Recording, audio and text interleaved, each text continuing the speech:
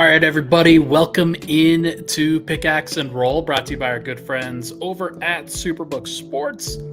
I'm your host, Ryan Blackburn at NBA Blackburn on Twitter, part of the Mile High Sports Podcast Network, and I am excited to talk about trade deadline eve as the Denver Nuggets have had 3 days off here. We've had plenty of time to relax, to ruminate, to figure out what the hell is going on, and in that stretch, it appears that the NBA has started to get moving on the trade deadline here. We had a few trades today that I definitely want to cover, and we had some conversations today with Michael Malone, and I wanted to share some of my insights from that as well, just being at practice, asking some questions, and getting, I think, some interesting answers on where Denver is at from the NBA trade deadline standpoint.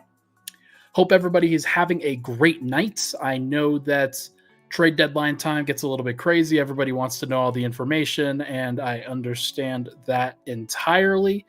But yeah, just wanted to say hello to everybody. See a lot of friendly faces in the chat. What's up, Cedric? What's up, Nadine? What's up, Ben Mack? Thank you guys for hanging out with me today. As always, it's always a pleasure.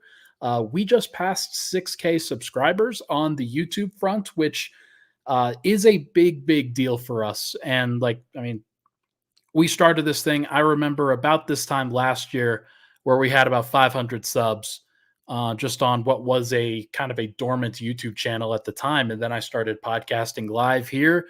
Anilo Piro, Swipa, we just started really getting into the swing of things from an NBA side, and really doing some good stuff. And Cody Rourke came on for Good Morning Broncos, and we've got some other fun things in the works and doing shorts and things like that. Kim Becker's always on doing her thing, doing the Mile High Minute, basically. And it's been great. It's been great to see. Really appreciate everybody for the love and support. If you can, please rate, review, and subscribe to the audio side of this pod if you can, if you like the content. But if you're just on YouTube, make sure to like and subscribe to the video. That always helps us out. All right. Going to do 2 segments today. They'll probably go a little bit long in both of them, but wanted to do kind of first and foremost what's going on around the NBA right now. Some of this stuff affects Denver. Some of it does not. But there is a very clear thing here that's kind of coming down, that the Denver Nuggets are in an arms race right now with a lot of other NBA teams. A lot of teams are getting very feisty when it comes to the trade deadline. Some deals may happen, some deals may not, but we got some good examples today of contenders that are loading up, that are trying to do their best to become the best teams that they can be. 3 trades today. We'll go over them in chronological order. First one, Utah traded Simone Fontecchio to the Pistons for Kevin Knox and a 2024 second-round pick to via the Washington Wizards. That's basically going to be like the 33rd pick in the draft this year. That one doesn't mean that much, but it got me thinking about the Pistons being like, what are you guys doing? Shouldn't the Pistons be trying to rebuild and build through the draft and do all those things and try to be adding young talent and talent that they can believe in going forward? That's what they should be doing as a rebuilding organization, but everything you see about the Pistons just frustrates me. So, look, I don't know why they did it. Simone Fontecchio is fine, but it is what it is. Xavier Tillman to the Boston Celtics. That was an interesting one, and that one came down the pipeline. I was on my way back from Nuggets practice today, which I'll talk about in the second segment, but on the way back from Nuggets practice, and Xavier Tillman of the Memphis Grizzlies, who has given Denver some trouble in the past, has given them some battles. He gets moved to the Boston Celtics for 2 second-round picks. They had an open roster spot and decided, you know what? We're going to add a good backup center. I wouldn't call Xavier Tillman anything more than that. I think that he has shown some interesting stuff. He's shown some playmaking stuff for sure. But I do think that he's a good enough player that could have really helped a championship team. And it's not like you're looking for him to play this massive role, especially in Boston. They need him in a playoff series to be able to battle like hypothetically, Joel Embiid comes back.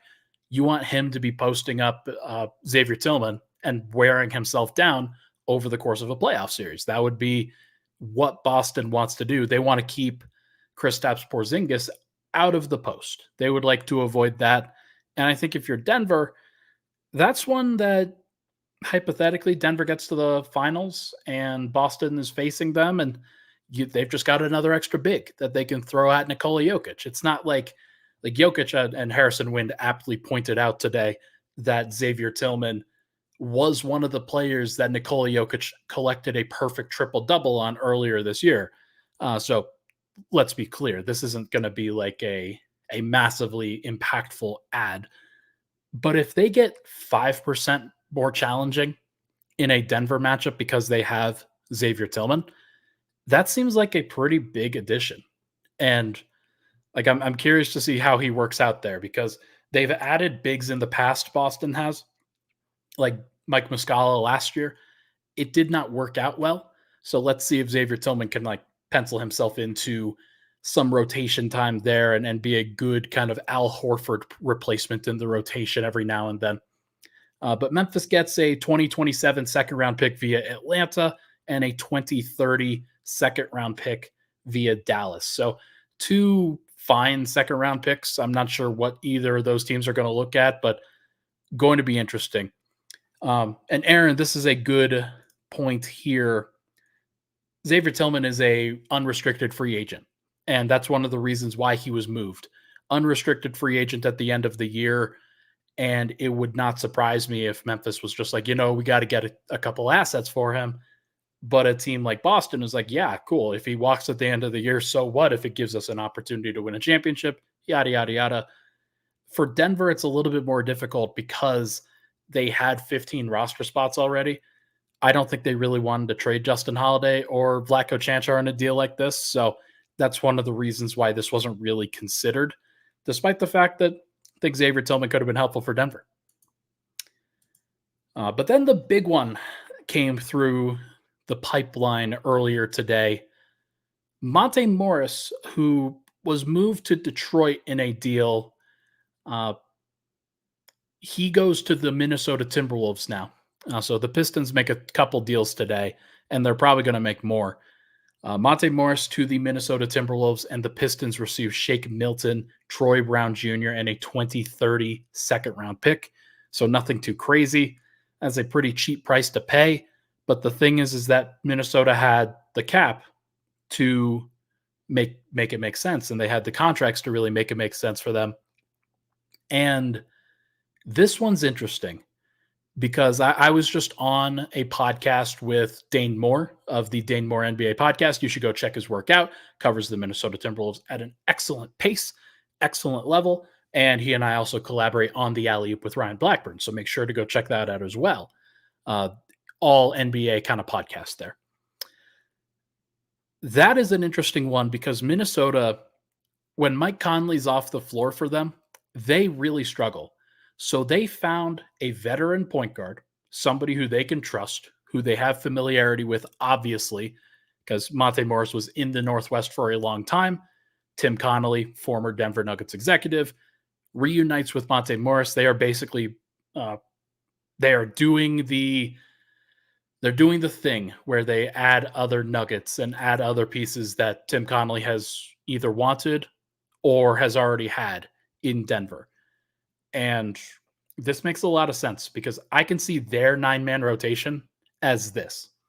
You have your starters, Mike Conley, Anthony Edwards, Jaden McDaniels, Karl Towns, Rudy Gobert. And then you have Monte Morris as your 6th man off the bench or somewhere close to it. You have Nickeil Alexander-Walker, who's your do-everything kind of defensive guard. You have Kyle Anderson, who is your versatile forward, who they're not really happy with, but I think he would fit in really well with a group like that. And then they have Naz Reid, who's one of the best backup bigs, if not the best backup big in the entire NBA. The T-Wolves are dangerous, folks. Like, I don't know what to tell people.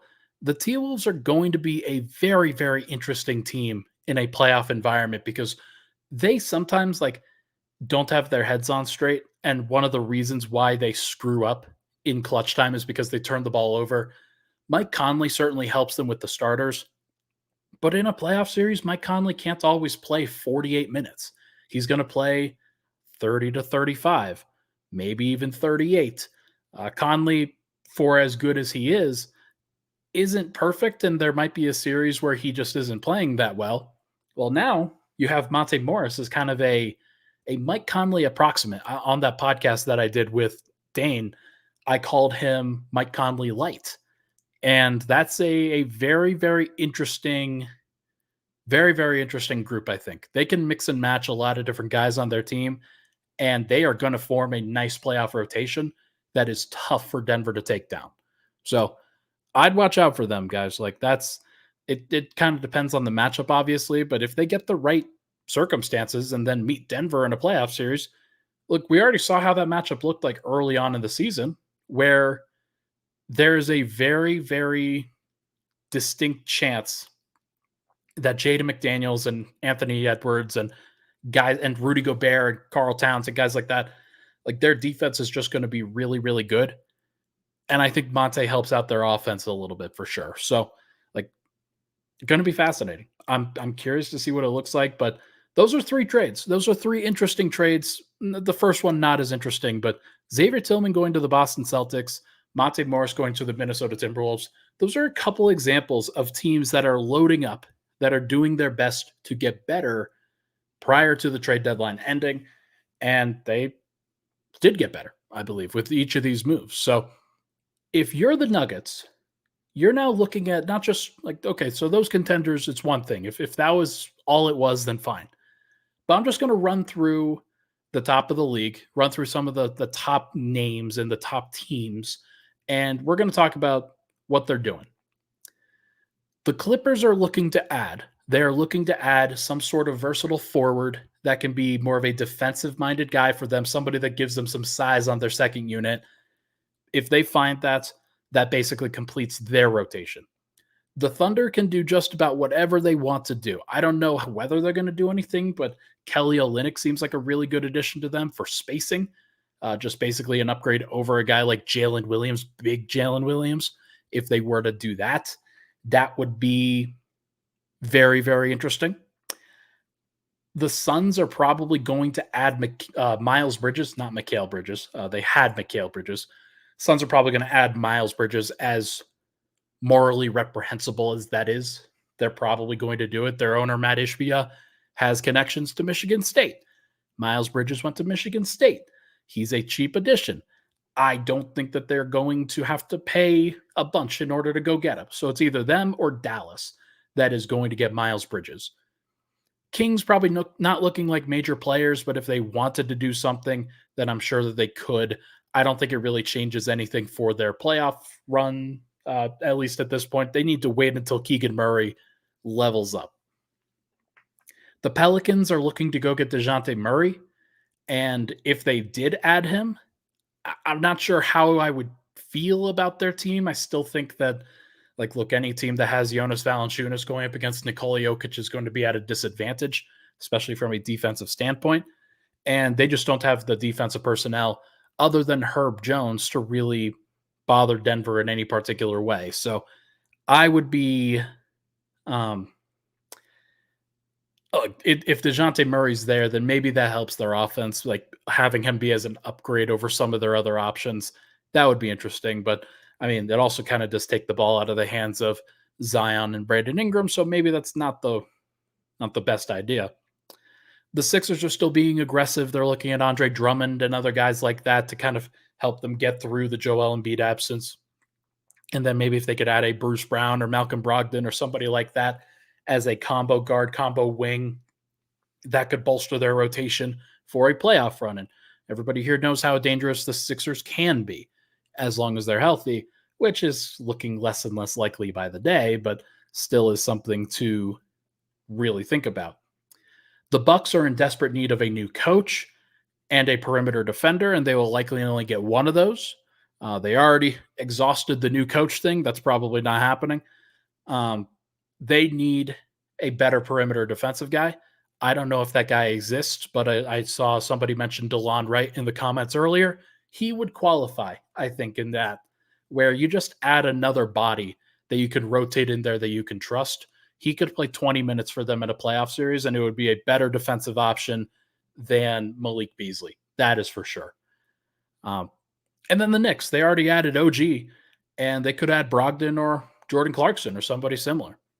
That's a like the Knicks are suddenly very, very dangerous. So Aaron says, yeah, Bruce Brown to the Bucks. That would be interesting. I'm not sure if it's the right fit. I don't think that the Dame Bruce backcourt is great. I think that Bruce is kind of an overrated defensive player.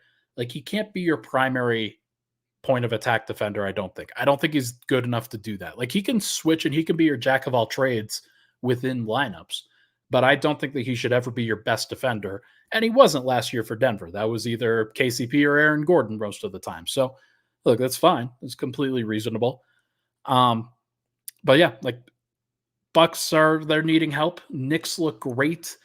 Celtics look great. They have like a 6-game margin on the entire Eastern Conference, but they are obviously still liable to explode at any moment.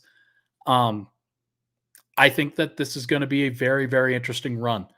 And as we see a lot of teams that could continue to add at the trade deadline, then you've got Denver. And I'm going to talk about them in the second segment here. I don't know if Denver's going to add. I don't think that they need to add, but I also think that it's worth at least asking the question and doing due diligence because it is very, very interesting that Denver's just like, yeah, sure, that's fine. Where the rest of the NBA is looking to catch up and might actually catch up if they get the right guys. So, look, we'll see what happens. But either way, let's take a quick break. When we come back, we are going to chat about what happened at practice today, and then I'm going to share some thoughts on where Denver is at. But first, everybody, this podcast, as you know, is brought to you by our friends over at Superbook, who are obviously changing the game within the betting market. And as some of our Mile High Sports folks are on Radio Row in Las Vegas right now, they've got the Superbook hookup, who are the most trusted gambling name in sports gambling. They've got the direct line to Las Vegas, and now you can use that promo code Mile High to score up to $250 with your first bet bonus. Win or lose, Superbook will match your first bet up to $250 with promo code Mile High. All you got to do is download that Superbook Sports app, enter the promo code, and you'll get $250 courtesy of Superbook Sports. Visit superbook.com for terms and conditions. Gambling problem, call 1-800-GAMBLER. We'll be right back on Pickaxe and Roll.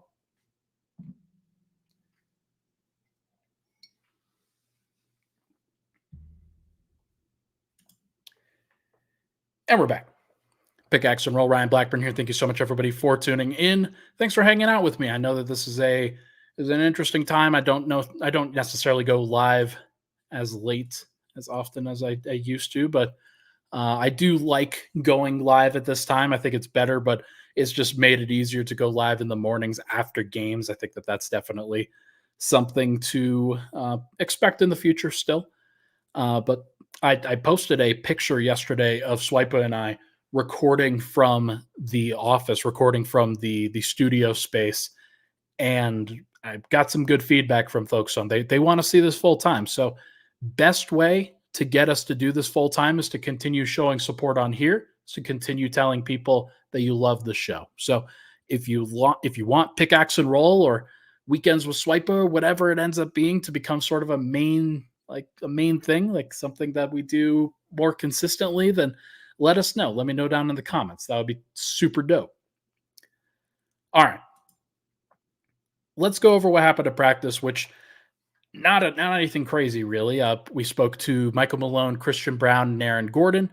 Aaron Gordon told us that he has a statue of a 9-foot-tall astronaut and was throwing paint at it this morning before practice. He had a little bit of paint on his elbow here and was showing it. So I think Bennett noticed it and was like, hey, is that paint? And he said, oh, yeah, then told us the story. And like, apparently he has some connections to Orlando still and on the old culture fronts. And one of the artists down there made him a sculpture. It's a 9-foot-tall astronaut sculpture, which is very, very interesting and something that only AG could really do. I also asked AG what he would say to guys, especially at the time of the trade deadline where things get a little bit weird, things get a little bit tense. And he said, just be true to yourself and understand that, like, if they value, they will get you, or they will retain you, or whatever it is that you want in this business. It is a business, obviously, but never like losing sight of the fact that you are a good basketball player, a great basketball player, one of the best basketball players ever if you made it to the NBA, and just staying true to yourself. Christian Brown also spoke about his experience this year and just how difficult it is. Not how difficult, but like definitely not making any excuses, but like also sort of trying to explain what's been going on, what's been going through his head. He's had it tough, but he kept a pretty positive mindset and said that he needs to be better and wants to continue to be better. But he said that he doesn't ever have bad days in Denver because he's playing for a defending champion. He gets to compete and gets to play every single night, and he tries not to take that for granted. So I thought that that was very interesting. I thought that was very insightful. And look, I've been pretty hard on Christian overall. I think he needs to play better, and I can sense a little bit of uncomfortability there in terms of, man, I think he knows that, and especially as somebody who previously came on this show. So, like, look, I never want to not pull any punches, but like, never want to change my takes up just because of relationships with guys. Um, but yeah, I think Christian has to be better, and I think he will be, and I think that for that reason, he's probably not getting traded. But none of these guys really are, and that was an interesting sort of segue into the Michael Malone conversation where he had this to say in his open for the media session. He was talking about this year's title race, or this year's Western Conference kind of playoff race and what that looked like. And he says, quote, I hate saying this, but I think our guys got a little bored last year. I think there were stretches where our guys were like, let's just get to the playoffs. This year's, and he says, this year is totally different, which I think is completely understandable, completely fair. He says, quote, you wake up and you see the standings in a four-way tie for first place. There's so much riding on every game. Maybe it helps our guys stay a little bit more locked in and engaged, knowing that if you drop a game, you could go from first to fourth. And he's right.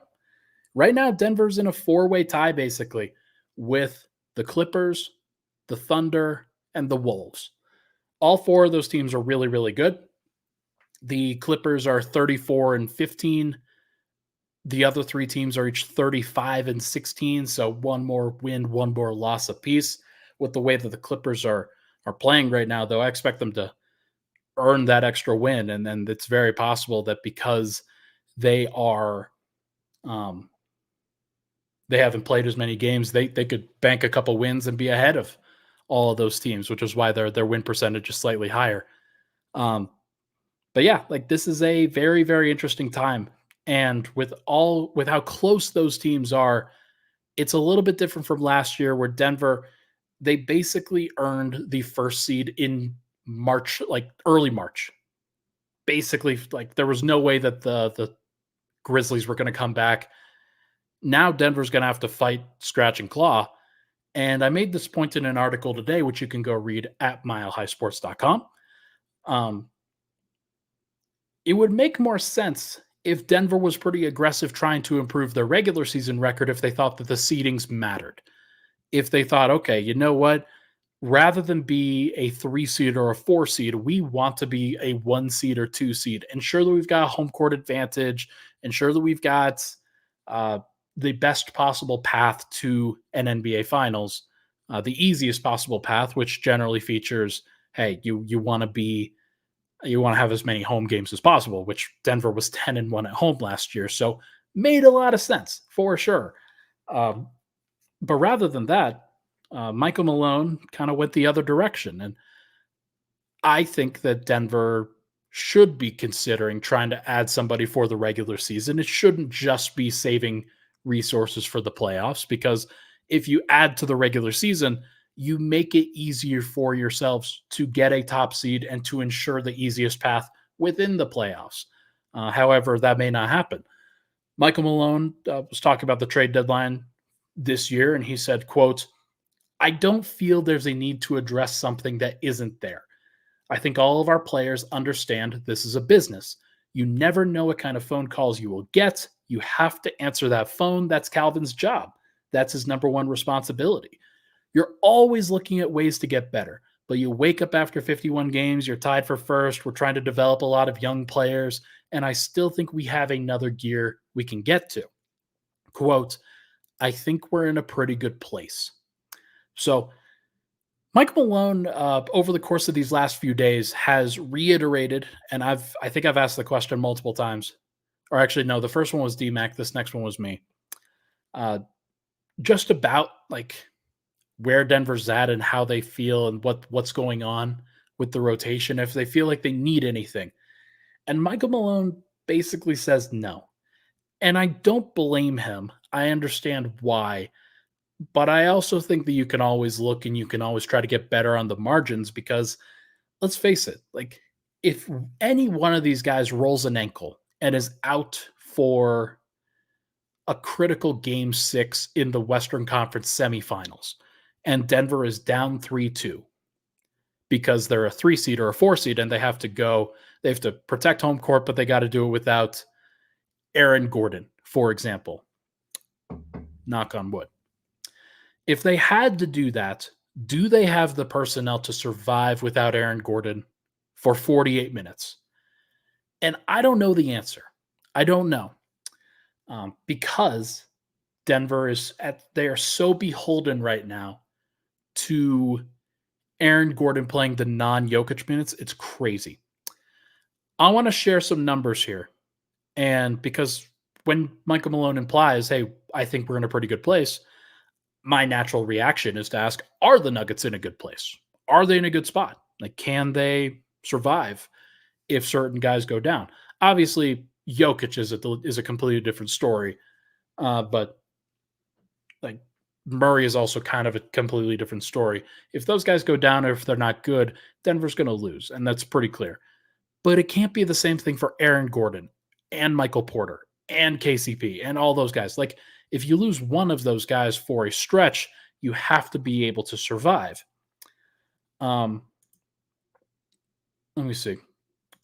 Cedric asks, "What's the word on if we can get PJ Tucker? Is there PJ Tucker news out there right now?" I'm reading for the podcast, so I haven't really paid much attention. PJ Tucker's likely to get bought out, I believe.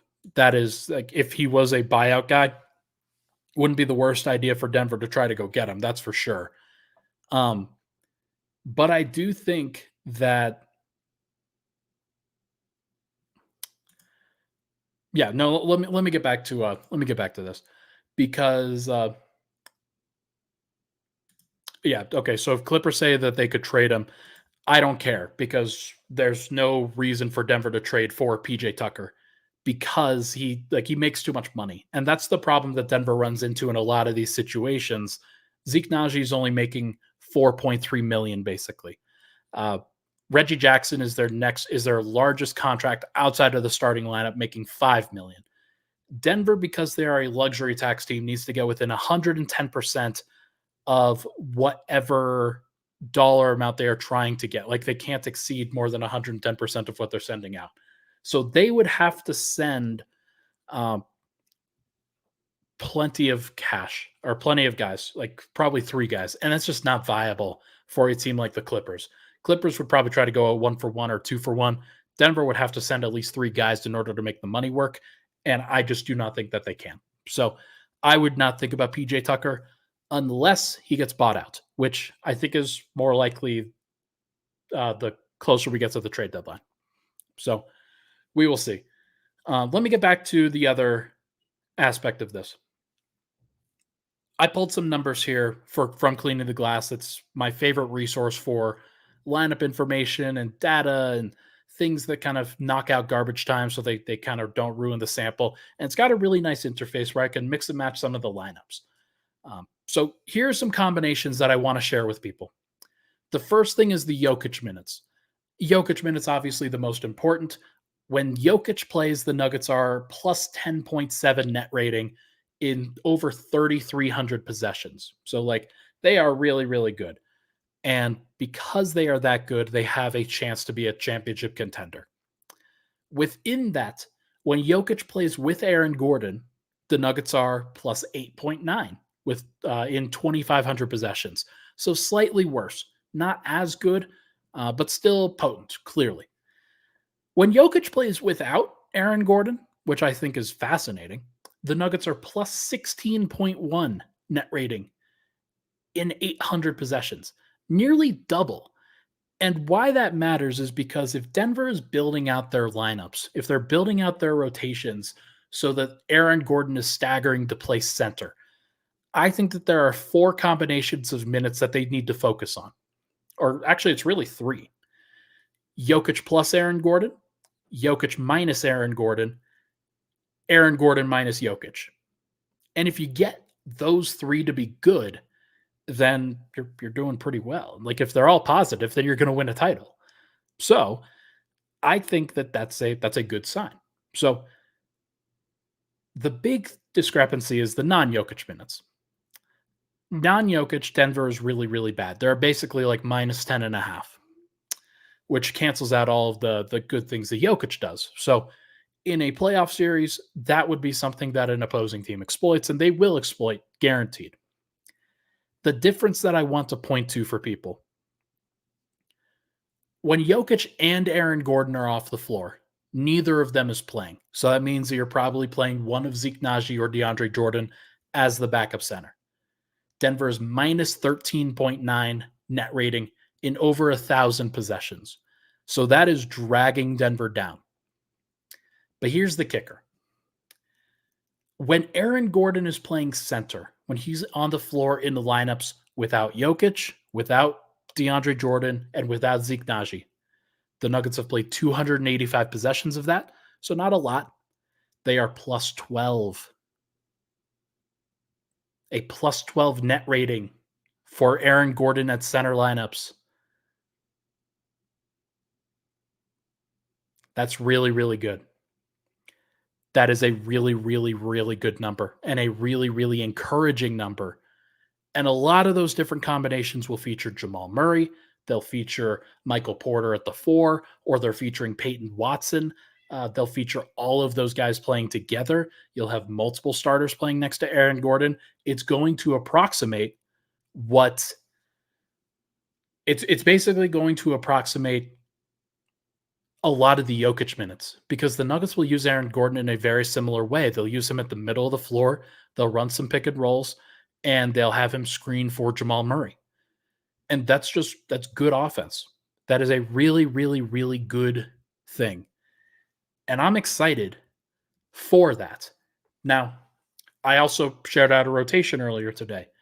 And by the way, Alex, the reason I wasn't on earlier today, the Nuggets practiced earlier today. They practiced at 11:15. So that's usually when I would record.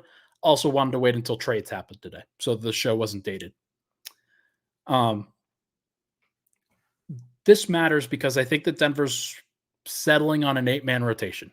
They're going to play the 5 starters: Murray, Jokic, Gordon, KCP, Michael Porter. And then they're going to play 3 bench guys: Reggie Jackson, Christian Brown, Peyton Watson. And Watson's really, really proved himself over the course of these last few weeks, few months even. And when you boil it down to that, Denver can get to a rotation where only those 8 guys play. And if that's the case, then Denver can get to 240 minutes there, and those minutes can all be productive, they're going to be just fine. Now, guys like Reggie Jackson and Christian Brown and Peyton Watson have weaknesses. They're unproven in a lot of ways. None of them, I guess Christian was, but there's a little bit more volatility there. There's a little bit more variability there. Some of it is good if you're Peyton Watson, where he can make some flashbulb plays. He can really change the complexion of a game. And if you're Reggie Jackson, who has been in a playoff series before, where he has changed the entire tone of it in a positive way, that's a good thing for Denver.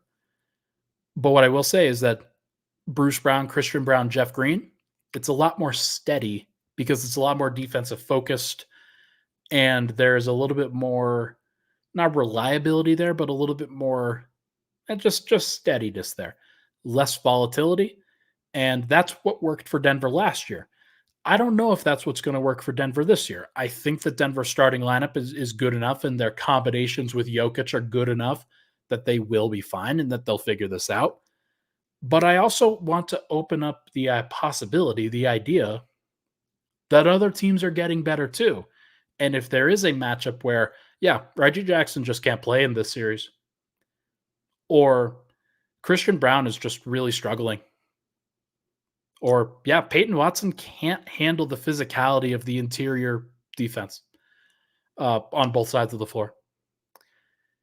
Those things are very likely to happen. Like, I'm not just saying that to be a Debbie Downer. I'm just saying that as somebody who kind of understands how the flow of these things go. Players that are flawed, the longer you go into a playoffs, those flaws will show themselves, and then teams that are good enough will exploit them, and they will put it into a really, really tough position for those teams. Like, hypothetically, let's say it's the Clippers, because the Clippers are really coming on strong here. Let's say they have their rotation, and Christian Brown, he just can't guard Russell Westbrook. He can't do it. He's really, really struggling. That's the matchup that they wanted to put him on. They tried him on Paul George. They tried him on Kawhi Leonard, and those guys are having success too. And then you just can't play Christian Brown. Is Denver comfortable with Justin Holiday? Sure. Can he do those things? Maybe. I don't know. I'm very curious.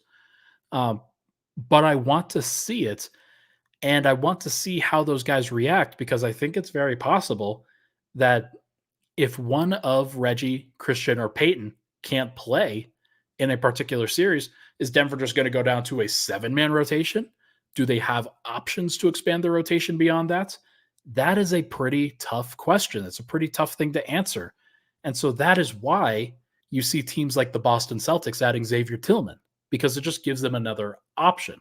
That's why you see a team like Minnesota add Monte Morris, who will probably be their 8th or 9th man.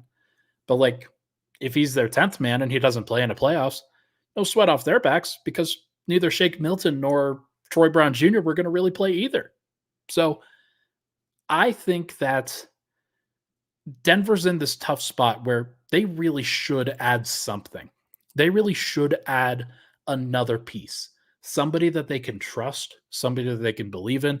I don't know who it's going to be, but if you think about their rotation right now, I'm just going to go through the guys who are not in this group.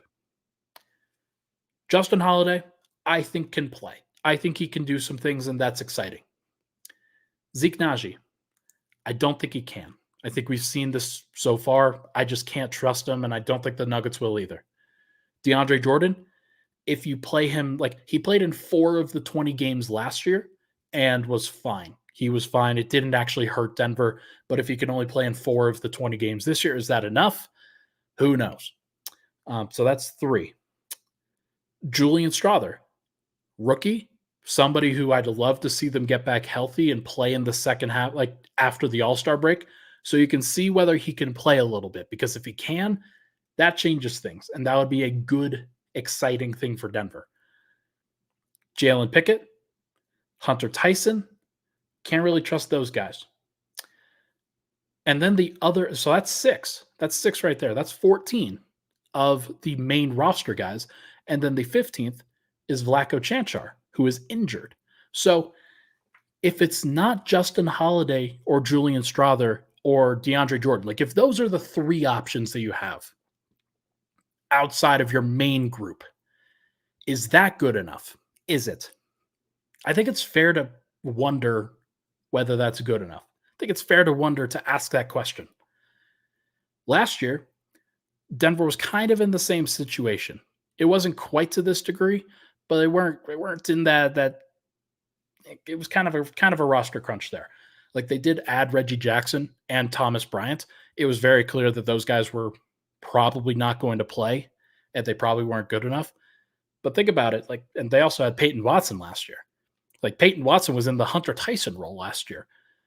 And now you've got Hunter Tyson in the Hunter Tyson role this year, who he's just not played.